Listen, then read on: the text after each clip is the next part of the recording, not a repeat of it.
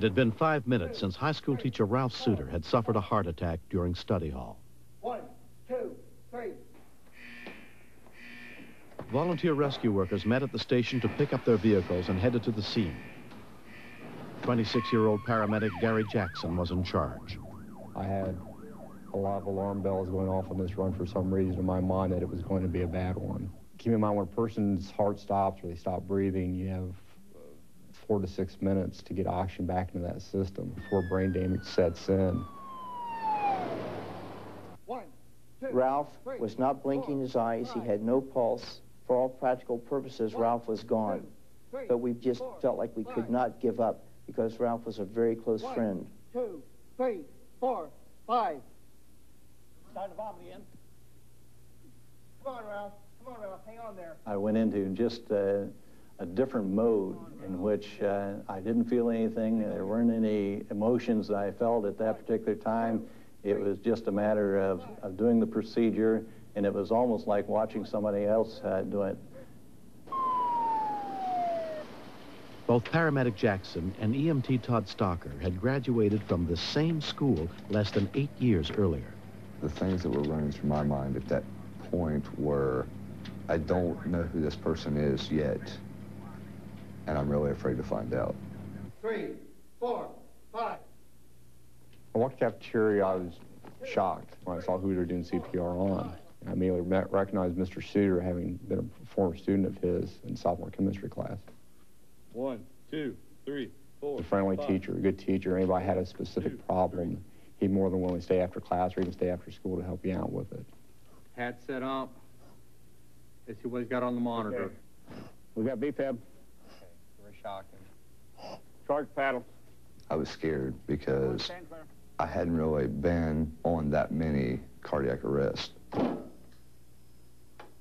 Go BFib. I was just amazed that this teacher who I had was lying there dead on the floor. 1, 2, 3. Okay, let's hit him again. 200 again. In VFib, the heart is basically quivering. There's no pump action. The electrical activity is very disorganized. Our protocol for people in VFib is immediate counter shocks. Go BFib. Okay, one more time. Let's hit him at 300 this time. Everyone clear. Clear. I was frustrated and very discouraged when the first 3 initial shocks didn't work. They teach you in class, if you're going to convert somebody, you're going to convert them on the first or second shock. I was handed our initial cardiac drugs. I administered those drugs per protocols with no change in the electrical activity of the heart. At this point, I decided that we needed to shock him one more time at maximum wattage and go ahead and load and go to the hospital regardless of what we got. Okay, we got a rhythm. We got a pulse to go with that? Yes, we got a pulse. Okay, let's Okay. get Everybody was elated. It was as though we had received a shot of adrenaline. The tension in the room was let out. You could breathe again. It's one of the first true conversions of an arrest patient that I'd ever witnessed in the field. 1, 2, 3. The immediate administration of bystander CPR by Mr. Judy and Mr. Collins in this situation gave the squad something valuable to work with when they got on the scene. It's very rare that I've ever seen civilians give effective CPR. My concern is what degree of brain damage we're going to have here. I got the doors. He was in a coma. It's during that time that I was the most concerned whether we had been effective giving CPR. Because in the back of your mind, you're always thinking, well, maybe we just didn't do an effective enough job, didn't get enough oxygen to the brain, and that he might have suffered brain damage. Not responding to painful stimuli. After 20 minutes without a heartbeat, Ralph Suter entered Stouder Memorial Hospital in critical condition with little hope for a full recovery. Doctors tried to prepare his wife, Diane, for the worst.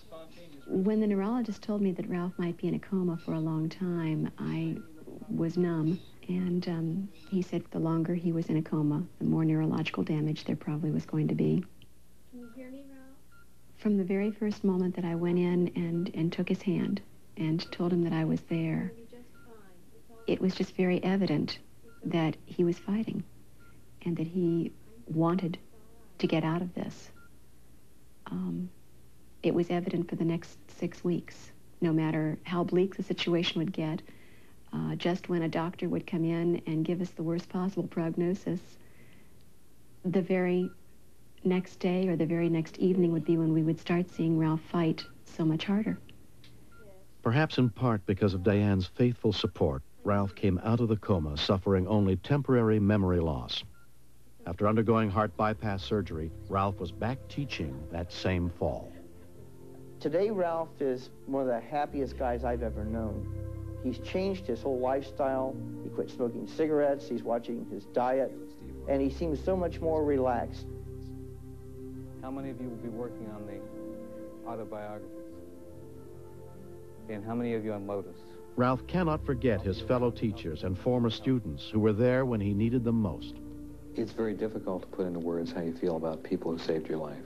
I feel very close to them. I feel very close also to the people who supported me in the school after the incident. I'm totally lost when it comes to computers. You taught me a lot about science, which is something I really didn't care about. Mr. Stewart took chemistry, made it interesting, made it exciting, showed the practicality of chemistry in everyday life. I feel great to see Mr. Stewart out back teaching. It gives me a good feeling that I played at least a small part in making that possible, to bring him back, to give him that chance to lead a full life. I was so happy that I could, come back from having him as a teacher, giving him all the trouble that I did, and then ended up saving his life. So it was amazing. I think knowing CPR is one of the most important things that anyone can do for themselves and anyone else around them. It's not just something that people say. It really does save lives. Come over here on this side. Even the children realize that we've been given a gift of extra time here. Watch the cars. Ready? On the hill. Ready? I can't imagine being without Ralph. I can't imagine our family without him, the children or myself. It's made me realize the abilities that I have, and it's given me time that I think I will make very good use of, or at least I will try to. And I'm very appreciative of that time. Feels great, Carrie. Keep it up. Okay. Next.